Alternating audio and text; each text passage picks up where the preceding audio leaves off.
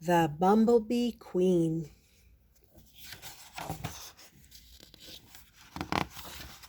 The Bumblebee Queen begins the spring below ground and all alone.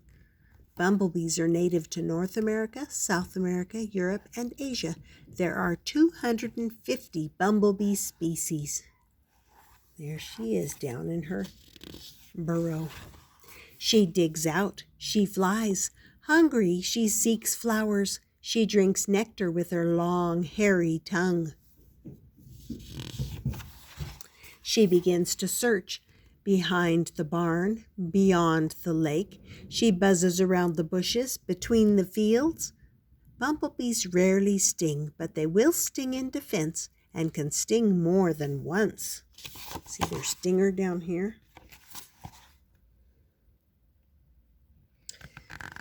Don't get annoyed. Don't annoy a bumblebee and they won't sting you, right? She is looking for a place to build her colony. A puddle? No. A bush? No. An old mouse nest? Yes. Bumblebees nest in the ground or in sheltered, mossy, grassy places, such as old mouse nests or abandoned birdhouses. Queens have even nested in teapots. Now she prepares. She visits flowers and drinks nectar. She gathers pollen. She makes a waxy cup called her honey pot. In it she stores nectar that she will eat on stormy days when it is not good weather for flying. The bee's body produces wax that squeezes out in little tiles from between the segments of her abdomen. She pulls off the tiles with her feet and then chews them to form her honey pot. Wow. She forms some of the pollen into a lump. She lays eggs in it and adds a wax covering. After the eggs hatch, the queen chews a small hole in the wax covering and pushes in food to the larvae. In 5 days, the eggs hatch. They are lumpy, plump larvae. No buzzing, no flying, just wiggling. The larvae eat pollen. The queen brings more. The larvae grow, wriggling and chewing. As the larvae grow bigger, the wax covering cracks. The queen repairs it and enlarges it. Then one spring day, the larvae spin cocoons. The larvae spin cocoons 10 to 14 days after hatching. The outer layers of silk harden and yellow, so the larvae no longer need the wax covering of the pollen clump for protection. The queen gets rid of the extra wax. But the queen bee keeps working. She collects nectar. She gathers pollen. She lays more eggs. In between her other duties, the queen snuggles up to the new eggs. Heat from her body goes through a bare patch on her abdomen to warm the eggs. In 10 days, the cocoons ripen. The queen chews them open. Bees emerge, wings fanning. Now the queen has helpers. Worker bees are gray when they emerge, but their adult coloring starts to show in a few days. The new workers gather nectar and pollen and feed the larvae. The first worker bees of the season are the smallest. Later in the season, the workers are bigger.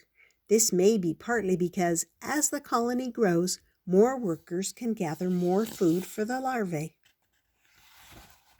Summer simmers, the colony grows. The queen lays more eggs. Some form workers, some form drones. Some will become new queens. There's a queen and a worker and a drone. Workers are females that are smaller than the queen. Workers do the hive chores. Drones are stingless males whose only job is to mate to help produce next year's bees. A bumblebee colony can contain from 30 to 400 bees. In fall, nights chill and flowers shrivel. New queens and drones emerge from the hive. Scientists aren't sure what signals an egg to become a queen or a worker. Drones from many colonies zoom across the fields. dabbing drops of bee perfume. New queens follow the bee perfume to find drones and mate with them. Workers, drones, and queens all eat nectar. Any extra nectar that is not eaten by the bees right away is kept in honey pots. As water evaporates from the nectar, it becomes honey. The new queens drink nectar, search for soft earth, then dig down and wait for spring. While underground from fall to spring, the new queens go without food, sometimes as long as 6 months between meals. But the workers, the drones, and the old queen bee stay above ground. They cannot survive the cold. Oh, look. Old bee, queen of the bumblebees, won't see next spring come, but her daughters, the new queens, will fly across the fields and build colonies of their own. In northern Canada, the entire bumblebee season is only a few weeks long, but in the southern United States, colonies may last for many months. Near the equator, bumblebee colonies may live year-round. And that's it. There's about 4,000 kinds of bees native to the United States, but the bee that most people know, the honeybee, is not a native species. It was brought here by European settlers. Honeybees are used to make honey and to pollinate crops. And you can pause and read the rest of that if you're interested more about bees. There's lots of information. So that was called the Bumblebee Queen. And I hope you enjoyed that, and we'll see you next time here on Stories with Grandma.